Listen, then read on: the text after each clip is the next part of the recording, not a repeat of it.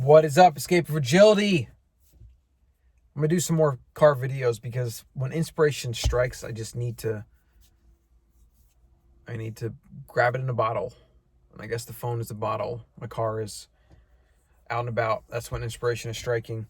I was thinking about as I was driving, we live in this free society that is founded on freedom of speech, freedom of thought, freedom of assembly, freedom of association, things that are built in the Constitution. It's why America has done what it's done.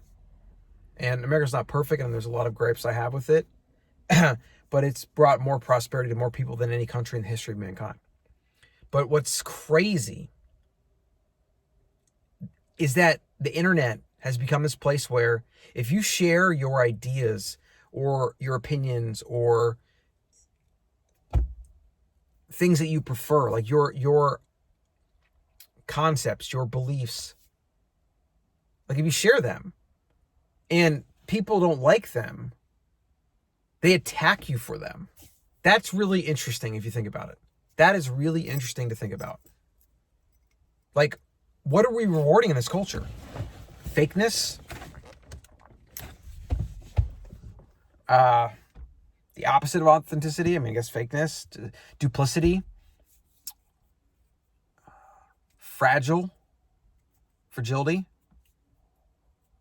And it will be the demise of the American way of life. Like, if we keep building this homogenized, fragile culture in which people cannot express what they believe and they cannot challenge the status quo and they cannot do things that push up against what is considered normal or whatever, or safe or okay, like, that's the beginning of the end. That's the beginning of tyranny. And the crazies that want the power, that are playing these social hierarchy games, these social status games, they just want power. They want to suppress freedom of speech. They want to silence people. They want to ban people. They want to cancel culture them. They want to, make certain things law that you can't say. People don't understand how dangerous that is to the Republic, to America. That's not the world that you want to live in. That's 1984 George Orwell crap. Like, that's where we will go. And with 5G and devices listening to us, eventually you say something, no one's even around, and you get prosecuted for a crime because something picked it up or whatever, like the satellites heard you. And then it'll eventually be thought crimes. If you even think something, you're going to be arrested. But it's an interesting thing to think about. It's like, think about that. Like, I go on social media, if I say something controversial, or I say I do this, I prefer this, or I challenge the way you do this or they do that or whatever, people will usually attack me because of the dissonance, right? People cannot handle the idea that you have a different idea, you do something different. They take it as an affront to their way of life. It's an affront to what they think is right or whatever.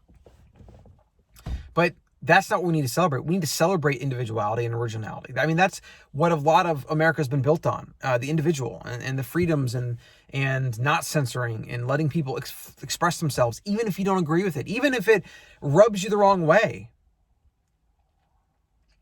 And if that goes, just as George Washington said for freedom of speech, he said, if freedom of speech goes, the masses will be led like sheep to the slaughter. And your ability to offer your own opinions and have your own ideas and express them without being attacked or harassed or canceled or whatever, like the freedom to express, is built into the American way of life and the U.S. Constitution. It's there. But what we're seeing is tech censorship, banning people, people demanding people get fired from their jobs, canceling people. All this crap is removing those freedoms. It is. Even if they're not doing it legally and it's just people yelling and kicking and screaming. It's no different than if there was the town rising up with pitchforks and they want to burn you at the stake because somebody said you're a witch or whatever. Like, it's happening outside of the law. And the law is not protecting it either. Like, the law is supposed to have certain checks and balances in place to prevent censorship and things like this. And that's, obviously, we're going through a trying time. We're going to see what's going to happen as a result. But I could still see tech and algorithms and all these things happening to which that even if the government protects your freedom of expression, the average person will not be able to freely express themselves because of the other people, the silent vocal minority, or not the silent, but the vocal minority, whereas the silent majority might not care or want people to express their opinion, but it's the vocal minority, these crazy people that are just playing status games and they feel good about canceling people and whatever. They feel like they're making the world a better place. They're sterilizing our culture. They're homogenizing things. So it's fair and equal for everyone. Nobody's feelings can be hurt. And that is the surefire path. That is step one towards absolute tyranny and absolute removal of all the freedoms that Americans hold true and should value. A lot of younger generation doesn't even know these things, and they don't know why they should value them because they've grown up in prosperity and they have no idea what the counter is. The same I do with socialism. The only reason that people alive today will promote socialism or Marxism or this crap is because they've never lived through socialism or Marxism, and they have a very cherry-picked view of history and the ideas themselves, and they just pretend that, oh, other people did it the wrong way, we'll do it right this time. It's just all power games. That's all it is. It's all power games.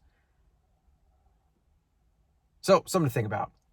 Think about that. Next time you feel like you want to censor yourself and you're self-censoring because you're afraid of somebody saying something or leaving a negative comment or coming after you or whatever, do it. Say it. Be who you are. Ask questions. Challenge things. Do you think that's a good idea? Do you think it's the best way? No. Who cares? Whatever. Do it. We need more people willing to do that. Only through the collective effort of society and enough people saying, no, I'm going to express myself. Enough is enough. I'm going to exercise my freedom of speech without prejudice, without repercussion, without things that shouldn't happen, to be honest. Let me know. Let me know in the comments.